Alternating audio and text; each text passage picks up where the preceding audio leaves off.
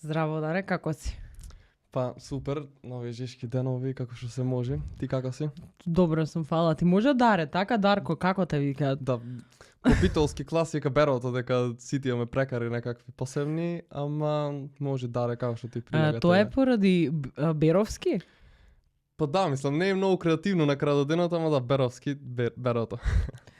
Тоа сега, ќе почнам со друго да те прашувам, ама ќе те прашам првин за надимаците во Битола. Твоето од презимето. Од каде, знаеш ли од каде доаѓа, бидејќи си таму роден и израснат, од каде доаѓаат тие цели намајтапење на димаци на луѓето? Сега на Трн денес имаше едно прашање кој е најсмешниот надимак битолски што го чули, имаше многу интересни одговори. Од каде доаѓа тој мајтап со...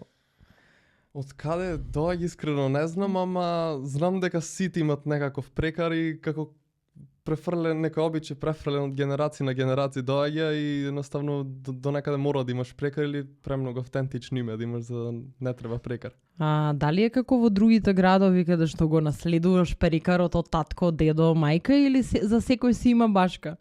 Има и така. Има некој со фамилиарно наследство прекари, ама има и некој кој за многу смешна ситуација ќе му текне некој си прекар, не знам, или од презимето како мене што ми е, или некој пример можеби најспор да биде, ама брзиот да го викат пример. А кој ти е тебе најинтересно еве како денес јас ќе те прашам најинтересен надимак што си го чул? Па како другарки, другари, луѓе што ги знаеш битолчани. Го немам размислено. Или вас ви се нормални, нас ни се смешни. Па сигурно дека има премногу искрено и не да толку на некој начин обрнуваш внимание да ја класифицира за кој е најдобар. Да, јас имам слушнато за, значи ова е многу одамна, ми го имаат кажано по возрастни генерации, за некој дечко што го немаат примено во полиција поради висината и што го викаат Сантимо. Видејќи мислам така дека за Сантим 2 бил понизок и не можеле да го примат и го викаат Сантимо. Секогаш има некој случка поврзан интересно на прекарите битолски сигурно. И секогаш е со о на крај, тоа е поради дијалектот претпоставувам, нели? Не се додадува нешто. Ќе те прашам уште малце за Битола, некако многу битолчани имам во подкастов. Може би не се да речеш во проценти многу, ама еве ти си трет битолчан, стор во сезонава. Изгледа тоа што го работам, вас ви има многу. Па види, од секогаш Битола би вадела фактички креативци или некои што се бават со културата, дека таков град бил на некој начин. Малечко градче каде што имало многу култура, дали Манаки фестивалот или останати како Битфест и други големи фестивали што со тек на време генерациите примиле и мислам тоа доведува да на некој начин се бавиме повеќе со тој културен дел од општеството и може би затоа и плюс дека сигурно дека му е мило да гостуваат кај тебе. Да, фала ти мислам за ова последнова. Имам не само по возрастните генерации, мислам дека тоа веќе се наследено вие, бидејќи и луѓе што си помлади од тебе, претпоставам и деца што се и во основно и во средно, се некако понаклонети на култура. Сега ќе те прашам дали е вистина, мајка ми додека учела таму, ми има кажано дека во Битола немаше куќе што нема некој инструмент. Вистина ли е тоа дека повеќето луѓе се музикални, можеби не сега професионални, нели, музичари, ама дека сите на некој начин сакаат да свират, да пишуваат? Да, па реално многу куки или се растени на начин што имале инструмент присутен или некаков друг вид на уметност, дали цртање или слично, не дека како што напомена би сакале страствено да се бава со тоа, само го гледале како нешто потребно за да има раст и развој на некој начин кај детето со тек на време и кај општо кај постарите му станува како интересно како да се опуштат. Дека сите имаме различен начин, некогаш е прошетка, ама и тој дел на инструмент или нешто цртеш да се направи често е присутно кај Битола. Веројатно и за социализација кога сите околу тебе нели прават нешто кога сме деца, да не заостануваш ти сега, нели сите свират, пишуваат, да не бидеш ти тој што не пишуваш. Како кај тебе се роди таа желба од една страна да пишуваш, ама тоа да е пишување за културата, за артисти, затоа што мен уште еден интересен факт ми, еве го држам спознавање во раце, што не знам кога последен пат сум видела печатено издание на нешто. Бев ми интервјуира од Убави на и здравје И сега иако тоа во тој домен е најтиражно списание за мода за жени, јас го имав прв пат во мојот живот купено. Порано можеби кога се купуваа весници и дома и јас сум купувала, ама не памтам кога имало дома весник. Сега од каде љубовта за се ова, од една страна ретко кој денешно време бидејќи нема пари и интерес сака да се занимава со култура на било кој начин, особено нели на некој начин сме колеги, од друга страна зошто во печатено издание? Па, како главен двигател зошто првично започнав тега што ме заинтересира да се бавам во овој дел како што ме праша е сите некако кога правиме нешто сакаме тој израз да го направиме најискрен и бараме нешто длабоко во нас на некој начин што сакаме да искажеме и гледаме да кој начин како преку кој инструмент или која екстензија ќе си ја искористиме за да го направиме тоа. И сега, јас дека студирам односи со јавноста и тоа некако ми помогна да го гледам феноменот на новинарството, ама и на општата како комуникација со луѓе, дека се на крајот од денот спаѓа во некаква си комуникација, дали е со поголема толпа или со помала. И тоа некако ме доведе да јас сакам да правам нешто и сега конкретно зошто во културата. Тој период фриленс работев за музичари. Има работено за една поп артистка од Канада и за една хип-хоп од Америка и цело време бев по тие онлайн списанија што се амерички и некако размислував како дали ова постои кај нас, дека стварно опипливо ми е интересно дека постои дигитално, но дали постои физички ете кај нас конкретно, дека тоа најлесно би ми било достапно да стигнам до нештото и некако во тој период кога го размислував тоа немаше толку печатени медиуми од сферата на културата. И некако сакав да ја пополнам таа празнина, и самото искрено си дојде дека стварно интересно ми беше да ги запознам музичарите, уметниците, дека како првиот нагон ми беше музиката игра голем дел во пополнување на времето наше и давање на таа самодоверба кога не си веруваме.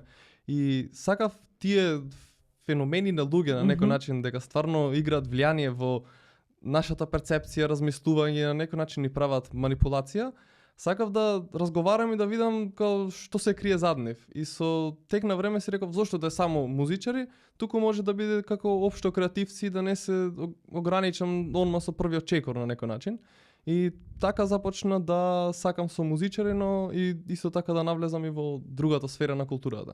А како успеа да работиш, спомена артисти од Канада, од Америка? Колку е тешко некој од тука од кај нас да стаса до тој пазар, да речеме?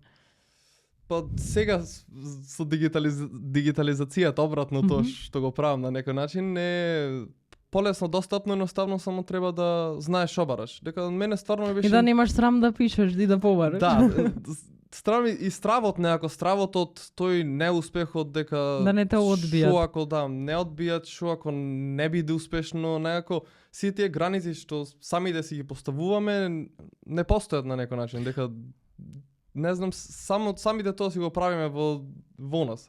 Затоа што многу пати сум зборувала со од кај нас сум, еве дека споменам конкретно музичари што се плашат. Мислам дека повеќе се плашат да излезат од границите на Македонија поради тоа што зборат дека ние сме мал пазар, не го знаат јазикот, како са јас тука од Македонија ќе успеам да речеме во Франција или во Холандија или било каде. И затоа ми беше интересно да те прашам, значи ти не си работел со некој од Европа, значи зборуваме за прекоокеанска соработка. Да, ама искрено пример кој ќе ја земам таа перцепција од кај нас за музичарите е малку на некој начин потежок тие јазични бариери како што напомена, ама не е невозможно. Не, да, баш самиот си должиш дека потешко да веруваш дека ќе биде на некој начин, дека ќе ја направиш таа промена и ќе инспирираш и многу други луѓе дека е возможно. Са ти да се бориш да пробаш да излезеш од овие граници и се повеќе и повеќе да се гради, да речем, твојот бренд, ќе инспирираш многу луѓе со тоа и ќе сакаат и други луѓе да ти помогнат и да се вклучат. И тоа е битно во целиот процес, мислам. И дека на луѓето што вистински знаат да си ја работат работата, еве конкретно зборам за примерот за тебе што те најмиле да им работиш, не им е важно дека ти си од Македонија, значи испливува квалитетот. Ако ти знаеш да работиш, ќе работиш за некого. Да, буквално, дека пак тоа квалитетите на крајот се ценат, барем во денешницата, тоа ни е дозволено, значи од аспект на какви квалитети има личноста да се гледа, се помалку и помалку има различни бариери, иако се уште се присутни. Но ако стварно нешто сакаш и си квалитетен, мислам дека ќе можеш да се избориш, но тоа мора од тебе да доаѓа, однатре да имаш причина зашто го правиш нештото, не само дека колку да се направи, колку да се пополни времето, туку стварно сакаш да го правиш и тоа е невозможно битно, мислам. Мислиш ли дека тоа во твоите генерации се менува, дека на младите не им е веќе ни страф, ни срам да пробуваат, нели, дури од тука од Македонија, со ресурсите што ги имаат, знаеме какви се, нели, со можностите што ги имаме, не се, за жал не се колку на другите млади од светот и од Европа, ма дали веќе заминува тоа, ајде да речеме во историја, дека твојата генерација е генерација на млади луѓе што не мислат дека се помалку вредни од некој друг?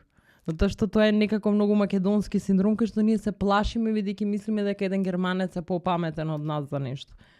Да, па мислам дека многу погласна е сега моменталната генерација, дека стварно се борат за тоа што веруваат и ако некој на глава му се качува, нема да го третира толку долго, дека едноставно ќе гледат нова шанса, нова прилика, дека има премногу во денесницата. Значи, невозможно имаме огромен обем на информации, ама со тоа доаѓаат и огромен обем на можности, исто така и затоа тој момент на тие да бараат нови работи се нормални, дека и кога ќе видиме вака помлади, вака моја генерација деца не остануваат ни толку долго време на иста работна позиција, дека се љубопитни за нови нешта да испробаат и тоа е здраво до некаде, дека пак ти можеш да живееш најмногу животи во еден живот, дека си тука дур си тука на некој начин. Да, и дека сме конкурентни надвор од границите.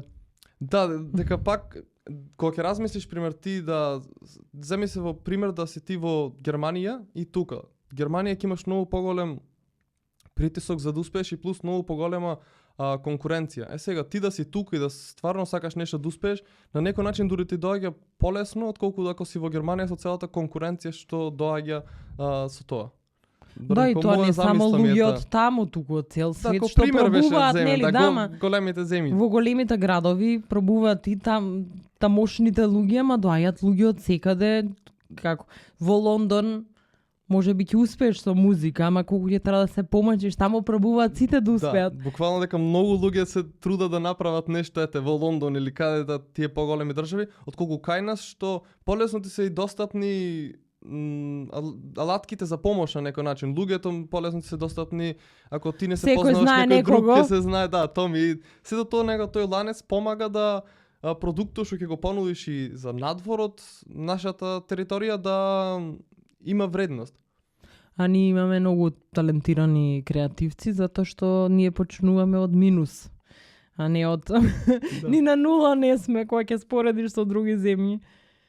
Да, ма некако тоа патење на некој начин би го кажал како позитивно, дека тогаш стварно гледаш што сакаш, зошто правиш и некако патење ми е негативен збор, ама од аспект на да имаш таа мисла шо ако не, шо ако да, и цело време некако да си посвесен и побрзо да реагираш на работите, ни дозволува тоа нашето општество, дека многу непредвидливи ситуации ако секогаш да се случуваат, но и кај нас некои посебни и си носиме посебен шарм и фактот дека не знам, ете и градски кога ќе поделиш дека се од Битола, конкретно друг град спрема Скопје, кој различен шарм и различни обичаи си носам и тоа баш те прави тебе и нема потреба тоа да го сокриваш на некој начин заради прифатеноста надвор од државата, туку тоа да го гледаш како некој автентичен момент. Да, како плюс, нешто што го носиш со тебе, да, затоа што и во рамките на ни граници се гледа таа разлика.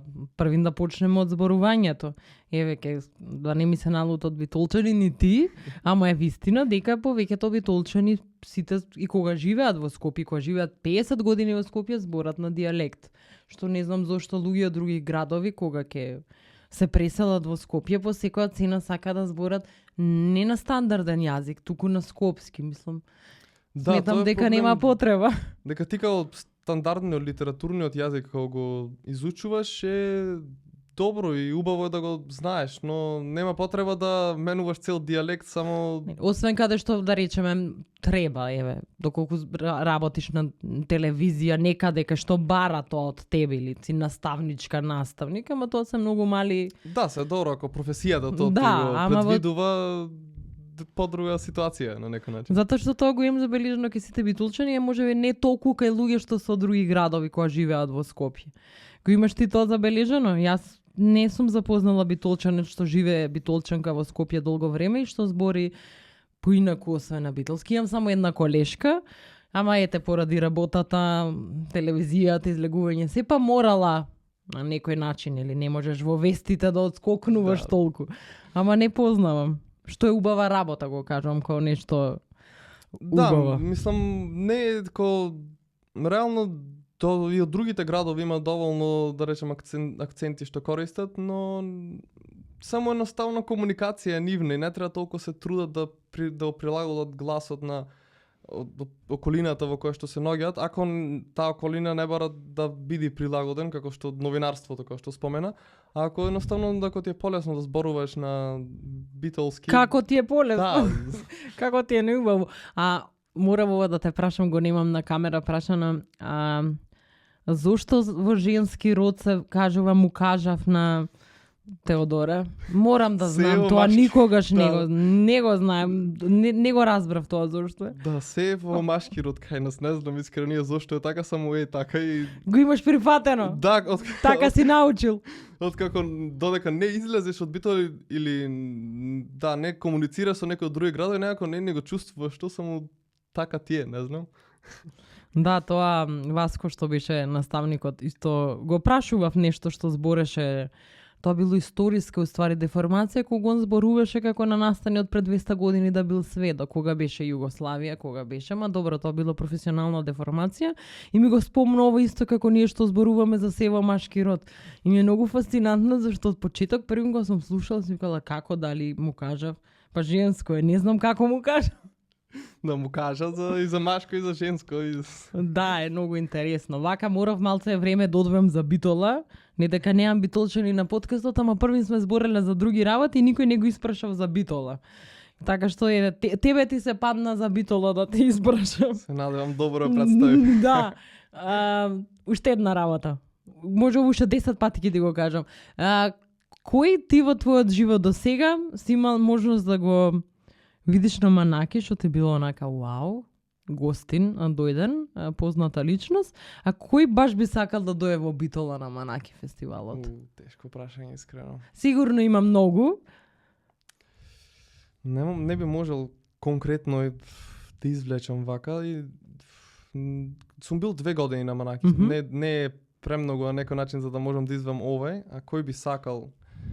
Треба некој помлад да биде. Ама не знам. Ме фати некако неспремно. Требаше да имам повеќе истражено за кој би сакал, но немам ни размислено за ова. Нешто онака што ќе си речеме, вау, Македонија дошол или дошла. Бидејќи имало имиња низ историјата на фестивалот, имало баш популарни актери, режисери и понатак актерки што дошле. Мислам, памтат нели луѓе сигурно и твоите, ти околу тебе, малце што се постари. Ке ми пишеш тоа кога ќе излезе епизодата, ке ти текне, сигурно има многу. Сега да се задржиме на, усвари да почнеме да збориме за спознавање, ми кажа зошто ти е интересно да е во печатена верзија. Мине ми е баш чудно, имаат ли луѓето, нели многу сакаме да збориме за тоа attention spam, па ние освен луѓето ако не скролаат на рилови, немаат внимание повеќе од 10 секунди. Ти каков печаток доби? Сакаат ли луѓе да читаат нешто што е во хард копи? За книги, книги знаеме дека луѓето се уште купуваат, тоа уште долго време нема навиката за книга да изумре, ама што е со списанијата, купуваат? Па има искрено, на почетокот нормално немаше до толку на првиот број, но со тек на време самиот бренд додека го гради со период што ќе помине, се повеќе слушаат за нештото и се надевам ги читаат откако ќе ги купат, да ние имаме по 100 тираж вадиме од сите и немаме уште огромен број пример од првото, второто издание. Од првото не имаме повеќе, второто имаме уште неколку и од третото и четвртото имаме уште по половина и помалку од половина, што до некаде покажува дека читаат луѓето, иако не е огромен број на тираж, 100 тираж, ама пак доволно е добро да можеме да функционираме и стварно нека луѓе се заинтересираат за идејата и со тек на време градиш цела заедница и се трудиш се подобро и подобро да му пружиш на тие што читаат. А колку луѓе работите?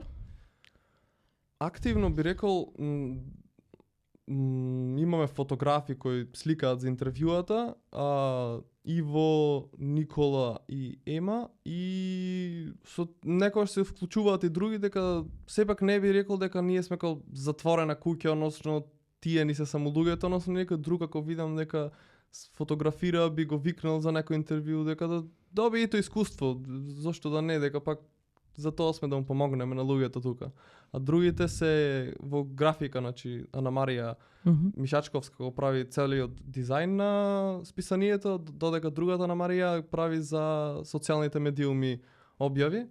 Но се вклучуваат и многу луѓе, би рекол дека тие што пишуваат колумни, секогаш се различни, ако има некој што има напишано повеќе. И ти ги гледам како дел од спознавање, исто така имаат правено и интервјуа други луѓе, Душица таа исто од Битола и Вања кој од Србија. Сега на последното издание таа ги правеше со словенечки и српски бендови што имаше интервјуа и се повеќе се вклучуваат луѓе и би сакал се повеќе се вклучуваат бидејќи ќе му помогне и нив да добијат вистинско искуство, дека пак од процесот на прибирање на информацијата, уредување на информацијата, потоа уредување во графичка смисла на информацијата, организирање на настан, договарање на сите тие луѓе, договарање на интервјуата претходно за да може да има информација е долг процес и стварно бара внимание и имаш како директен контакт на некој начин со вистински клиенти. А дали ти ги правиш повеќето интервју? Како ти ги правиш повеќето од интервјуата? Пак е товарот од таа страна на уредувањето и на интервјуата на тебе? Да, јас примерот ово издание имаше 2 интервјуа кои не беа од мене, од Вања што беа и на третото беа сите од мене, на првото исто беа сите од мене и на второто имаше и од Душица. И повеќето јас ги правам дека кога ќе му ја дадам да речам довербата на некој дека ќе го прави интервјуто, сакам да знам дека ќе истражи како што треба, да, и нема да е туку така да се направи. И таа доверба пак до некаде тешко се дава и пак ама мило ми е што досега има луѓе што има интерес вака што ќе ти пишат, сакам да пишувам, сакам да учествувам, некој што ти се надвор од кругот.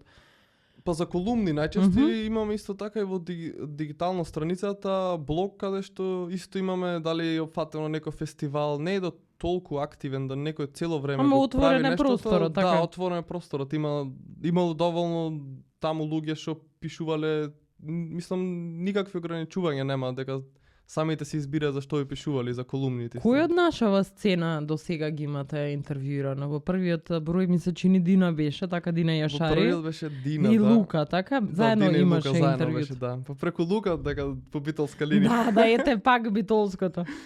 И други од на првото издание беа Галатеја, беа Перија, The Local Blue беа, тоа беше првото интервју и беа кој беа, тие се од Белград. На второто ми беа до некаде најпознатите, не знам, имав со Construct интервју, со Feng Shui, вака од кај нас. И таму имаше и најмногу интервју од 9 музичари да не беа фатени. И не знам, со тек на време има интересни, пример, на четвртото Алембик и ти исто така има и свирка на промотивни настани, беа, не знам, на Пин прв пат ги слушнав годинава, фактички лани, ноември. И невозможен впечаток ми остави, бев ко мора со овие да се направи интервју. Добро, како е да се соработува со србиве, да речеме, еве, сум соработувала јас со нашиве тука музичари, мада што морам да кажам се најдобро за луѓето што се од андеграунд и од сцената, за разлика не сум имала ствари потреба, не сум се јавувала на луѓе од естрадата, бидејќи се помалце достапни светските звезди од Македонија од естрадата, но на пример од сцената со сите сум се договорила без ни еден збор било. Ке дојдеш во подкаст, ке дојдам во подкаст и толку било. Како со србите, каква е соработката со србите, затоа што имам впечаток дека се баш професионалци. Па не знам, наоѓаш начин да ја комуницираш со кој пример му впишано мејл дека требаше да ќе одевме со друштво во Белград и бев како ајде ќе се пробам, ама не беа тие единствен бенд на кој што ги контактирав на некој начин. Дека видов тогаш имаше и други свирки, контактирав може 3-4 бендови, ама тоа е 25% еден ми врати и онно во истиот ден се договоривме. Јас имав спремно прашање, имав истражено за сите тие за со кој диспани ситуација да биде како што треба. Додека со другите, со Констракта ми е као до некаде најпознато интервју, дека беше после Евровизијата неколку месеци.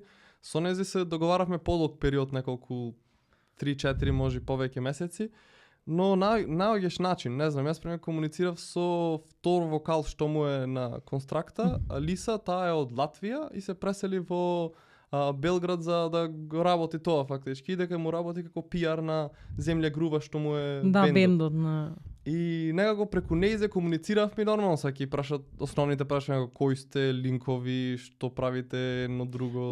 Тоа како е името на бендот, од каде и тоа некој бај да бук што се. И некако пак кога ќе имаш таа директна комуникација, ако се поврзат со идејата, го гледам возможно сето тоа да се направи. И како го правевте интервјуто со Констракта? Тоа беше преку мејл или имаше можност во живо да се види? Во живо имав можност, немав фотограф за жал, ама дека беше малку луда идеја, дека беше кога та имаше настап на Струмица Exit, што беше.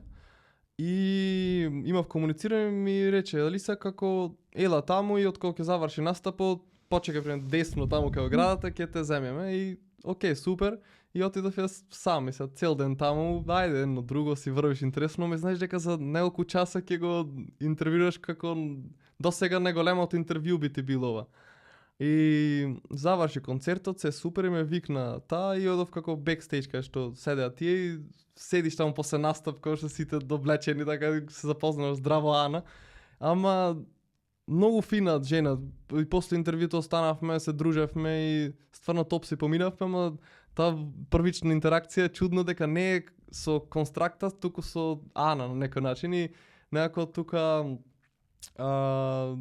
возбуден си дека ја гледаше на телевизија пред пола година, сега треба да му правиш интервју, ама супер поминавме искрено. Дали бидејќи си на почетокот се овој, немаш имаш направено интервју, ама не сега немаш зад себе 200-300 да кажеме. Дали мислам возбуда е некој што го гледаш на YouTube, на телевизија, само најнаш ти треба да му направиш интервју, е сигурно многу интересна работа, но дали ти ги исполни, ајде да речеме, очекувањата, бидејќи сите си правиме некој филм у главата, предрасуди имаме, очекуваме нешто, ти ги исполни или очекувањата ти изненадили нешто Констракта кога е запозна? Многу беше фина, воопшто не почувствував кога да правам со некоја звезда на некој начин интервју, туку стварно со човек кој се бави со уметности, сака тоа да го прави, навистина интелигентна жена која некако преку музиката најде начин на израз, дека претходно и со архитектура се бавеше, тоа е по професија, но ова пак од музичкиот аспект кога ќе размислиш,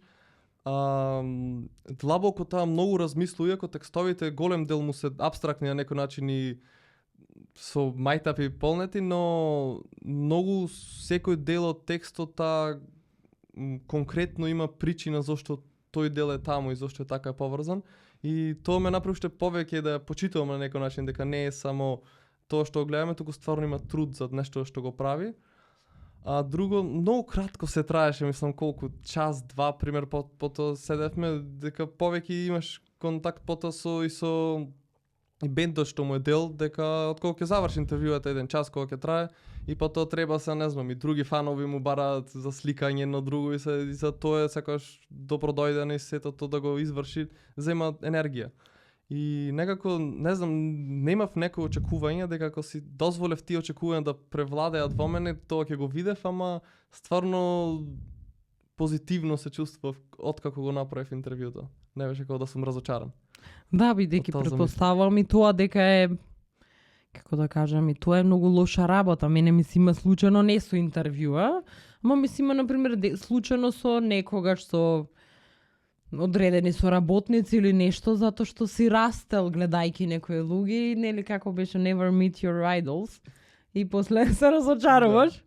И, нели, случиш со тек на време, ама за интервјуирање веројатно мора да ги оставиш тие предрасуди на страна кога правиш интервју, нели да не бидеш будала фан што сега не може да се совземе кога збори, па да се види дека ти стресаш глупости таму. Да, дека ти сепак правиш муабет и треба да имаш концентрација, да слушаш што се случува, дека може прашање да излечиш од тоа и се тие работи некако тој даде момент да ти си потполно свесен и да го насочиш само на тој момент дека информацијата што ја примаш треба некако да ја изиграш и само до тоа што го имаш истражено и спремно да ти е активно да можеш да вклучиш во мозокот е доволно тешко за да можеш во текот на интервјуто да размислуваш дали јас вака имав замислено кога слушнав прв пат некоја песна, не знам. Да, зависи. Некогаш тоа е добра работа, ама може и да те однесе на погрешно. Да, убаво е да го имаш, ама некако додека го правиш тој чин интервјуирање. И тоа мислам дека доаѓа со многу искуство, веројатно ако работиш во нешто подолго време или сега што е со оние музички новинари што работат 20 години, после 20 години сигурно во интервјуто во главата си викаат не знам јас дали има вакво мислење за Елтон Џон и си продолжуваат, ама тоа е веројатно рутина, со тек на време, работа, сигурно веќе нека рутина ти станува, веќе навика. А како реагираше публиката, бидејќи ти кажа дека баш во пикот си правил интервју, после многу брзо после Евровизија. Луѓе што го видоа, што прочитаа сега на македонски она имаше доста гледаност исто кај подкастот на Пеце од Суперхикс. И он така нешто, мислам дека направи интервју после Евровизија, па може би беше кога дојде во Скопје.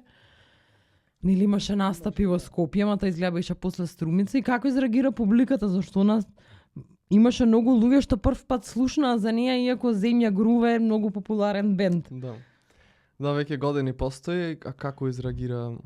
Мислам ти пишали некој го шарува затоа што беше многу популарна. Едно најпопуларните интервјуа ние сигурно. И не само од публикава што ги следи другите бендови што ги интервјуираш, значи не за слушаа и од тогаш почнаа да ја слушаат луѓе што слушаат и друга музика. Да, мислам се разбира тоа на некој начин како најпопуларно интервју ние, но добри беа реакциите, не знам како, мислам добри. Позитивни би требало да биле, ама иако не е да толку да ги впивам тие во мене, дека пак извршуваш некоја работа со цел да инспирираш некој, ти гледаш само да истраеш најмногу и најдоброто интервју што можеш да го направиш во тој даден момент. А потоа и самиот ќе си бидеш најголема критика зошто можеше да биде подобро или слично. Ама да, ни беше најпопуларно интервју дека и самата објава што направивме на Инстаграм, беше како заедничка со Земја грува и тоа е огромен како придонес на некој начин. Сигурно имаат многу следачи. Да, и тоа сепак доаѓа да луѓе се повеќе мислам го споделуваат, читаат и се до тоа интервјута. А колку е тешко да изградиш бренд, затоа што некаде да чув дека кажа дека многу повеќе сакате заедно со екипата тоа се да оди со органски рич, нели што се кажува, без плаќање, без напињање, без набивање на нос на луѓе. Колку е од една страна тешко, ама колку вас ви ослободувачки, затоа што само си работите и си терате напред и сте ослободени од тоа дека ние сутра да имаме 500,000 views или нешто, или читаност, или толку луѓе да не следат. Да. Па, некако тоа органски, кога мислиме дека не се темели на бројка, не е целта бројка на некој начин, туку целта ни е да изградиме бренд во кој се разбира со тек на време ќе стане попознат и на некој начин покомерцијален, но сакаме да расте како што треба да расте, не да пополнуваме само некој простор дека денес треба да објавам 5 сториња, дека алгоритмот после петото стори мене ќе ме предложи на повеќе луѓе. Некако не ми е достојно за тоа што го правиме, за трудот што го вложуваме. Туку стварно само објавуваме кога треба да се објавува, иако тоа на некој начин не го максимизира нашето присуство дигитално. помага да ние, иако да, се разбира ќе има притисок за нештото, помага да ние бидеме поискрени, стварно целите да се наши цели што сакаме да ги направиме, структурата како што ќе функционира нештото и сето тоа полесно ние и соработуваме со луѓе со кои сакаме да сме во истата просторија, со кои сакаме да соработуваме и правиме работи со кои сакаме да се бавиме и стварно сакаме да го научиме тоа што го правиме, бидејќи помага како на индивидуално ниво да се унапредиме по-реално, не знам. Кога не мора по секоја цена да правиш поради бројки или некои пари или некој спонзор компромис, е многу полесно. Не, когаш во животот ќе мора, ама не по секоја цена и не за се. Да, ќе мора со тек на време се разбира дека ако сакаш ти се повеќе да му овозможуваш на луѓето кои се вклучени не можеш да без пари да работиш движење, нормално. Да има се повеќе можности, мора на некој начин да гледаш од финансискиот аспект, но сепак не треба тоа да ти е главен двигател, дека тоаш некако ти се искривуваат вредностите на самото движење. Не, кај нас мислам дека првин сакаме некој да ни даде пари, зашто сме убави и паметни, па после да работиме. Па да, тоа е дека ти треба да започнеш и да видиш на кај оди нешто, како те тера, да, и мора да истраиш дека... На колку време го објавувате спознавање? Ова е 4ти број. Па на 20 мај 2023 година ни беше првото издание, а четвртото ни беше мај крајот исто така 20 и некој. Отприлика ни беше планот на 3 месеци, ама не е опфати 3 месеци како един, но сепак плюс минус толку, отприлика 4 изданија во годината ни е идејата. Сега тука и размислувавме кога излезе 4 од 4, како што е следно дека 4 од 4 звучи како некој крај, не знам. Ама некако размислуваме дали да има пример 1 од 3 да е следното или да почнеме пак со 4. Тоа не ни е дефинирано за еднината точно како ќе биде, но од прилика на 3 до 4 месеци гледаме да имаме ново списание. Колку е скапо во денешно време, гледаш ја најмакедонското, колку пари давате. Колку е скапо во денешно време да се испечати весник еден магазин? Бидејќи одамна веќе и оние што беа, нели, дневник, вест, вечер, ќе ги споменам сите, не вечер, вест, а вест, утрински дневник, што ми се чини ко пред 100 години да ги снема, а ги снема пред многу помалце, пред 7-8 години. Они има големи тиражи, ама таа хартија претпоставувам на обичните весници не чини колку ова вие што го печатите. Да, малце е поскапо. Првично, и ако имаш поголем тираж, доаѓа многу поевтино. Е поевтино сигурно. Дигитално печатање уште еден вид имаш и тој другиот вид, иако со иста хартија, процесот на лепење на да речем комбинирање на страниците некако поевтин доаѓа. Ако има некој 1000 тираж би му било многу поевтино. Отколку 100 да испечатиш. Да. И сега моментот е и хартијата влие многу и како го лепиш, дали е само за хефтано, сите тие моменти влијат, ама на крајот од прилика на сите изданија ни иди нека целокупна цена на толку колку што го продаваме нештото, односно 300, 290 може да не кошта 305, имаше кога не кошта, а ние го остануваме на цената од 300. Толку е едно издание, така? Да. Мислам толку... Добро, тоа е реална цена за ништо што не излегува секоја недела или секој месец, е реална цена. Купуваш на некој начин книжуле, нешто фактографски што е забележано. Да, пак имаш интервјуа само тука што можеш да ги прочиташ и Не, тоа се реални цени сега, знаеш како, нели, треба секако да имаш профит, ама сега во Македонија не можеш да го продаваш илјадарка. Не, да, воопшто не иде ни смисла да продаваш. Затоа што мене ми е многу интересно кој ќе кажат луѓе, па ама ако сакате, купете, дадете пари за глупости, значи кај сме сите утепани со све и културата ни од друга страна утепана, па треба некојаш да гледаме и да е освен заработката и да им направиме на луѓето да им е достапно. Сега покрај, затоа што луѓето што ќе го вземат вашето списание, вашиот магазин, се истите луѓе што сакаат да одвојат пари да отидат и на театар и да отидат на некој концерт. Да. Предпоставам дека таа ви е публиката.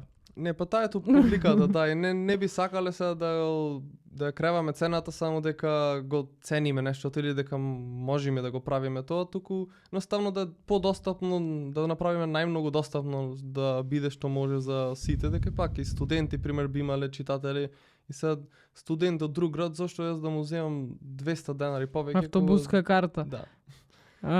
Каде може да се најде освен на интернет? Бидејќи видов дека да се нарача освен интернет. Има негде кај што може да отидеш и да си го платиш? Првото издание, мислам, само имаше во неколку кафичи вака низ Скопје и некако не се грижеа доволно, не знам, кога и додев ќе беа расфрлани, па ни загинаја 5-6 и некако изгубив таа доверба да оставам физички некаде. Ама може да во Синатра кафичот има издание, таму можете да си набавите и дигитално мислам и во Битол и во Скопје има бесплатно достава. Да, а после видов дека ги објавувате вие сите интервјуа постепено и на интернет од кога ќе го објавите. Да, па првично за првото и второто издание, тоест мислам сите интервјуи претходно беа објавени, а сега со тек на време ги објавуваме за да има Да се прочита малце, да не е период да не е онака ништо да не се случува, вака барем ќе има интервјуа. Да, и него ги објавуваме сите, тоест со музичарите сите, со уметниците што се само во списанијата ги има. А колку е едно со другото, бидејќи сега во насока, бидејќи ова е све нели нешто ти што работиш, односи со јавност, многу е битен дел од со пиарчењето што викаме ние. Кај нас малце се прават грешки кога новинари одат да работат пиар, мислат дека истото, обратно. За многу работи се слични, ама многу различни професии се. Не е истата професија. Колку тебе едното на другото ти помага, бидејќи од двете помалце се занимаваш? Да. Па многу искрено, како што напомена, дека во денешницата така пиарот е веќе се повеќе и повеќе разгласен како професија, сега станува се повеќе и повеќе присутен во секојдневието на луѓето, иако постоел уште од многу порано. И е многу битно дека се трудиш да размислуваш како луѓето кои сакаш да ги допреш и сакаш да ги дефинираш и на некој начин размислуваш какво влијание ќе му имаш. И сето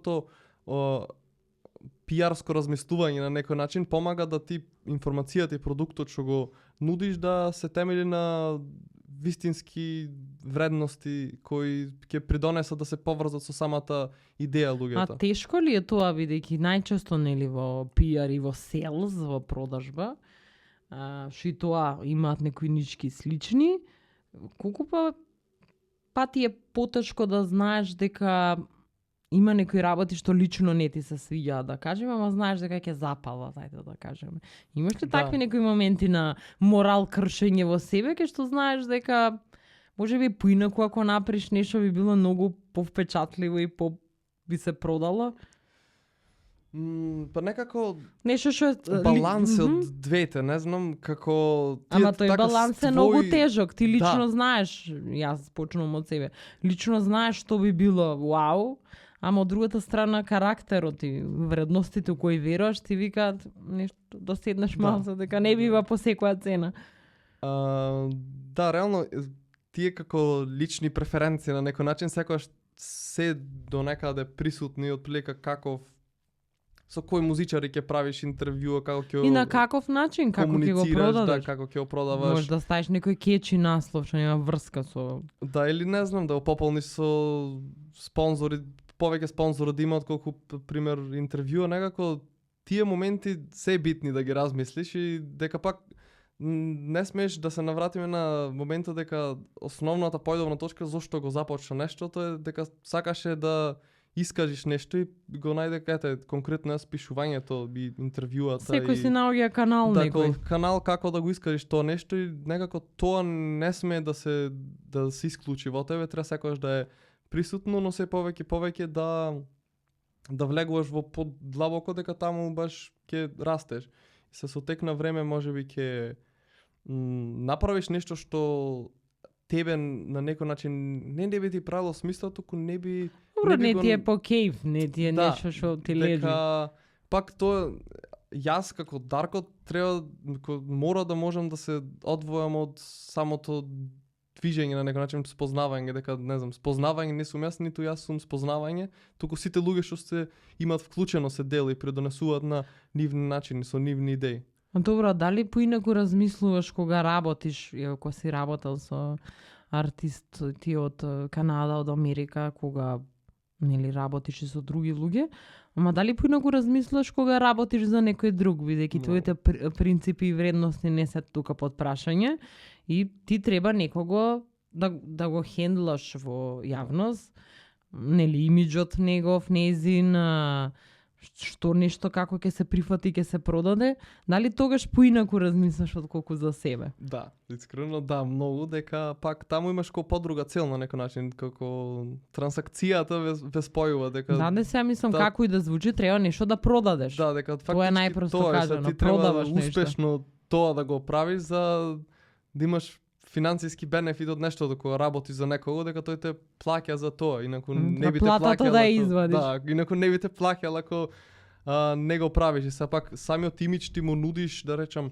начини на кои ја прашуваш, тоа е многу битно прашањето што ги прашуваш неизен, пример кога работиш за некој музичар и како тој би се видел самиот себе за каква комуникација сака да направи. Сега како тоа ќе се случи, дали пример преку имейл маркетинг ќе контактираме на овој блог, ама кој блог и каков вид на списание, пример, сепак таа до некаде треба да си одлучи.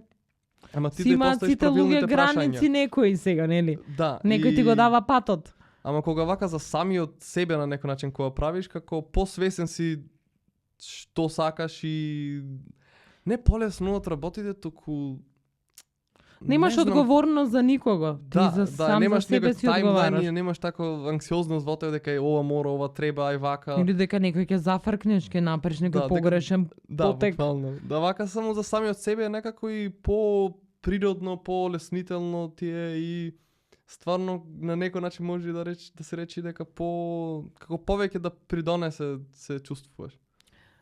Колку нашиот факултет, бидејќи ти студираш на односи со јавност на правниот факултет, што е нели малце прилично нов смер. Знам дека имаат некои заеднички предавања со новинарство, пошто малку луѓе сте, нели? Колку од факултетот може да те научи на таа работа во Македонија? Искрено, има прилично многу научено, ама ти ако како на индивидуално ниво, ако не си љубопитен да истражеш повеќе и да најдеш твоја насока, некако ќе Не може некој со сила да ти даде. Да, ќе се изгубиш, ќе правиш за некој друг нешто, наставно што не е лошо, туку пак ти ќе имаш за екзистенција, некој што е доволно на некој начин. Факултетот може од теоретски аспект да те спреми и тие терминологии што доаѓаат со односавноста, но и пример сепак дека направен факултет е, учиме и правни предмети како вовеdo правото, казнено право, сите тие работи до некаде би ти се нашле, ама не знам, конкретно за мене пример не гледам до толку дека ќе ми се најдат во тоа што професионално сакам да се бавам, ама додрен аспект ќе те спреми, мислам како практичното и грешките нема. Да учиш низ работа. Да, нема друго, дека не знам, се учиме пример ние на факултет соопштение за медиуми како се пишува. Ма ако не седнеш да напишеш и да пратиш. Да, се памтам баш кога имаше на испит соопштение за медиумите на тема некоја да напишеме, требаше јас претходно имам искуство каде што работам и пишувам на неделна база пример едно соопштение. Веќе многу ми е полесно, ама пак самите принципи, самите прашања што треба ти да се прашаш, која информација е ударна, сите тие структурите учи факултетот на тоа реално. Да, ама во денешно време и да не е факултетот за многу професии, ќе пишеш на Google или на ChatGPT и ќе ти направат соопштенија, ама ако имаш мейлинг листа и го пратиш соопштението и негде си сгрешил, ќе ти врата 2-3 некогаш и лоши работи, па ќе научиш. Кој ќе пратиш 10 мейлови у месецот, ќе научиш. Мислам дека така полесно се учи за било што. Да, и YouTube, пример сакаш го земам као пример, дека има огромен обем на информации, можеш премногу таму да научиш од кога луѓе зборат само лошо за интернетот има и многу убави работи. Да, сега реално ти ако знаеш што бараш, ќе можеш да го најдеш на интернет, дека многу работи има. И се бара многу лесно. Да, се ти е достапно ништо, само со да напишеш 2-3 збора треба. Да, јас луѓе кои ќе ми кај да барам, викам не мораш ли да знаеш да знаеш кој знае колку англиски, можеш 2-3 клучни збора да пишеш и сек да ќе ти излезе. Па и на српски има доста содржина, многу повеќе од на македонски ако не знаеш англиски. Има и на српски доста содржина што може да се најде, бидејќи нели е сепак јазик што е многу повеќе зборуван, ама буквално на YouTube има се. Не, се наоѓа тоа ми е, ама сепак и факултетот си го имаат својот вид на придонес или дете као курсеви се тие што се по-модерни да речем, ама пак и тие кога размислам за курсевите некако ми прави смисла во одреден вид на бранша на некоја индустрија, као треба да одбереш одредена насока, не знам, ако си програмер, пример, само бекенд, пример, може да спреми супер курсот, ама ако си на финки на некој начин ќе ги научиш и некои терминологии што ќе мислиш дека не ти се потребни, ама него ќе те поврзиш и како поширока лепеза на знаење би имал. Па да, ако точно знаеш што сакаш во животот, би требало факултетот секако да ти е поедовна точка. Ако не знаеш што сакаш, побаво на курс оди, нели? Да. Не троши пари и 4 години, 5 за на факултет. 4 години е многу, дека да, долг период е реално, мислам, не е многу долг, ама сепак пак се години кои можеше подруго да ги вложиш. Најли да одиш на 3 курса па да видиш што сакаш. Да. Па после да се завршиш. Кога сме веќе кај надворот образование и можности за работа и се, кога пиевме кафе пред да го правиме интервјуто, ти ми спомена дека летово заминуваш за Берлин. Може ли за тоа да збориме? Може. Колку смееш да кажуваш? Смеам, не, дека нека тајна. Да, не едеш умисија, скришна. Па веќе подолго време се трудев дека бев првично на Еразмус и некако се заљубив во градот. Дека на повеќе вака места со Еразмус имам шетано, ама не знам, Берлин некако ми остави посебен впечаток, па и таму и започна идејата за спознавање. Најдов на како Top 100 Independent Magazines, огромна книга и интервјуа со нивните уредници. Имаше едно монокултур, не сум сигурен дали уште имаат изданија, но тие вади на германски? На англиски му е преведено дека прават со мислам берлинско, ама на англиски му се интервјуата дека прават со уметници, креативци од секоја сфера, од секое место, буквално тоа што ќе му личи интересно и прават едно интервју, цело издание му е со едно интервју, долго интервју, може 30 прашања и се темели значи форматот на списанието и бојата, целиот идентитет на самиот уметник. И не знам како биографија. Внимание, да. И некако тоа ми направи да тој страф на градење на идентитет дека цело време треба да е нешто исто, ми направи некој олеснување дека не мора на некој начин и пак цело време работите течат и се менуваат. И тоа некако ми сигурно тоа беше една од главните причини зошто, мислам јас толкувањето мое на тоа од тој аспект беше една од главните причини зошто би сакал да се преселам во Берлин и сега аплицирав за пракси и имав аплицирано веќе околу година и пол-две некаде се трудев, добив 2 интервјуа на кое од кое едното испадна успешно на некој начин дека ме прими и треба на 1 јули да започнам. Конечно. Дека морам да сум дипломиран за да започнам, а имам уште еден колоквиум. Значи завршуваш сега и се пакуваш и одиш. Па да, дека сепак љубопитни суштества сме луѓето и сакаме да доживуваме нови искуства и сметам дека битно е за индивидуата да почувствува како е на други места се живее, да се фрли на тој непознат свет. А тоа би било пракса што е одредена на некој период или не знаеш? Одиш и ќе видиш. Не, се пуштам на интуиција баги, ама сепак знам дека ќе трае до октомври, потоа треба да започнам таму мастер и исто така ќе продолжи праксата од октомври. Сега има различни видови тука на пракса, да не навлегувам во некоја терминологија како волонтерска пракса, working student и пак на мастер зашто? Што конкретно? Мастерот се вика growth hacking. Што значи тоа? Многу аспекти тука, значи пак како да го преведеме разбирливо. Не знам како да преведам. Ама зашо точно темел е маркетингот, ама навлегува маркетингот и односи со јавноста, ама навлегува во Во психолошкиот аспект, односно какво однесување имаат луѓето со одредени бои, каква реакција за на мали групи, на големи, и исто така сега се разбира учиме и вештачка интелигенција ќе има опфатено и сето тоа. Како се викаше? Не NLP. Нешто немаше невро сега Нешто неуро тоа маркетинг, нешто што го прават, тоа ми невро. е. Се ќе учиме тие аспекти на мозокот, имаме како human behavior на одредени продукти, Или ние што би го рекле у Македонија улична школа да процениш човек. Како се поручува човек? И ама имаме и делови на пример mobile и web development, дека и тие се пак некој начин на комуникација. комуникација. Тоа научна фантастика. И некак пак е широка лепеза на знаење, не знам дека... Ама не е специализирано за култура, нели? Туку маркетинг како маркетинг. Не е Немаш само како под културниот дел. тоа претпоставам ќе можеш понатаму било каде да го користиш, баш е општо. Да, општо е, да, реално. И ама се наоѓа во дека пак те учи на меки вештини и некои тврди вештини би научил и ќе ти се најде сигурно. Па јас кога бивме во Америка на студентска размена, таму имаше бидејќи нели бевме на Journalism and Media програмата, таму имаше повеќето што работеа, што беа студенти на програмата, беа студенти што студираат така, значи медиуми со психологија, медиуми со бизнис, нели кога е major како ги викаат таму. Имаше што студираат маркетинг со антропологија, медиуми со антропологија, некои интересни нели комбинации, ама имаат скроз смисла дека некој учи маркетинг и психологија, имаат комплетно смисла.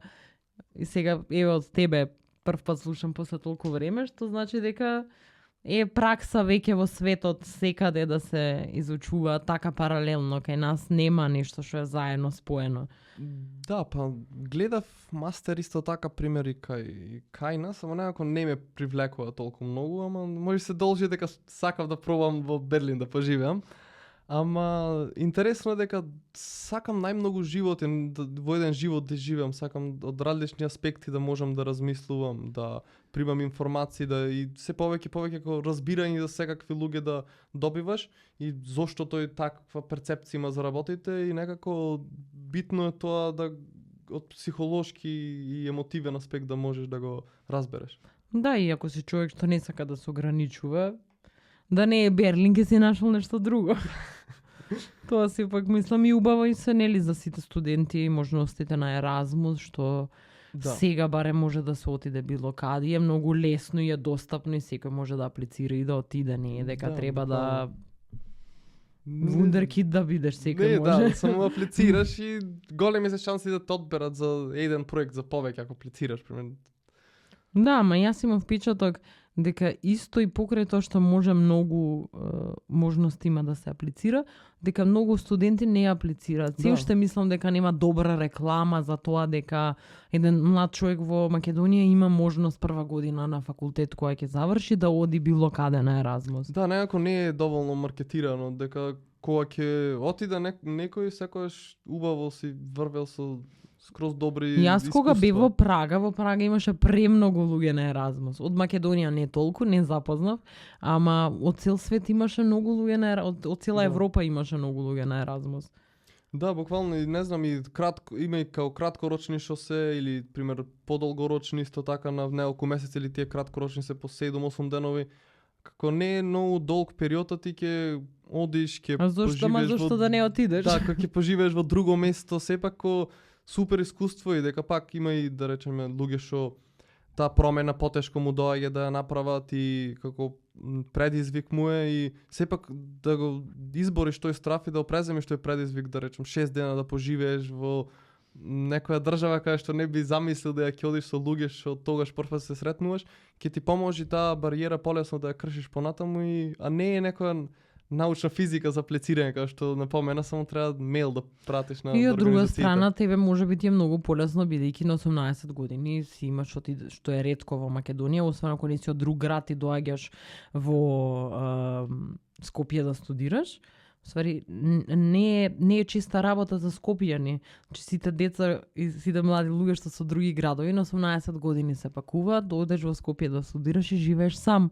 И ти си веќе навикна да живееш сам толку години, нели, без родители, без некој да ти пасе над глава, готвиш, плаќаш сметки. Ама не знам како потребно нешто, не знам, готвењето како уметност го гледам, дека пак ти И да не можеш и да не го гледаш и да не го мораш да гледаш, знаеш да се прехраниш, нема да да искрено седиш сакам гладен. да уживам во работите кои на секојдневна база И треба да може ја правам. би затоа луѓе на Еразмус не одат, барем од Скопје, јас не знам, затоа што во Скопје кога ти е се до нос, Да, не се навикнати селиш се толку на некој лесно. начин, да, навикнати се да му е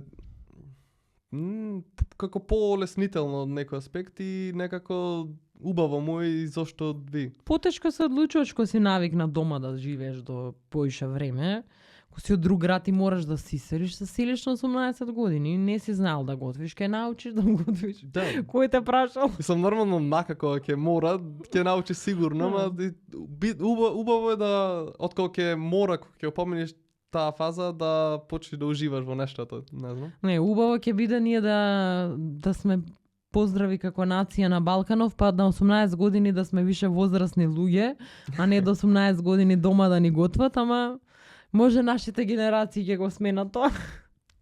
Ќе си пресуди еднината. Да, фала ти многу што дојде. Не знам ова дали ќе се емитува додека си во Македонија или кога ќе бидеш веќе заменат за Берлин.